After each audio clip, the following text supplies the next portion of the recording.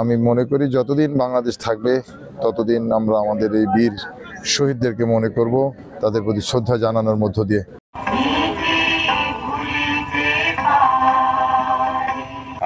আমি কে চিরদিন এই বাংলায় খুঁজে পাই।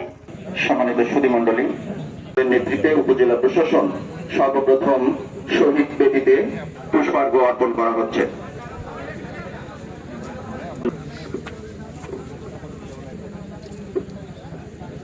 নেতৃত্বে পুষ্পার্ঘ্য অর্পণ পর্ব সম্পন্ন হচ্ছে।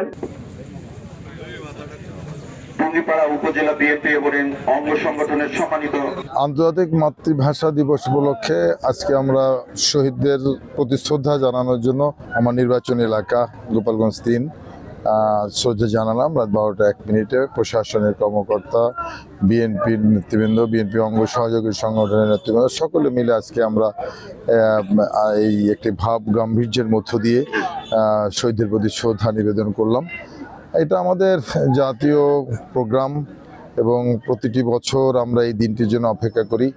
যারা শহীদ হয়েছিলেন তাদের রক্তের বিনিময়ে আমাদের প্রিয় মাতৃভাষা আমরা পেয়েছিলাম।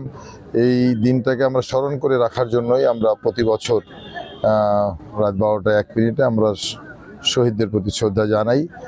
আমি মনে করি যতদিন বাংলাদেশ থাকবে ততদিন আমরা আমাদের এই বীর শহীদদেরকে মনে করব, তাদের প্রতি শ্রদ্ধা জানানোর মধ্য দিয়ে।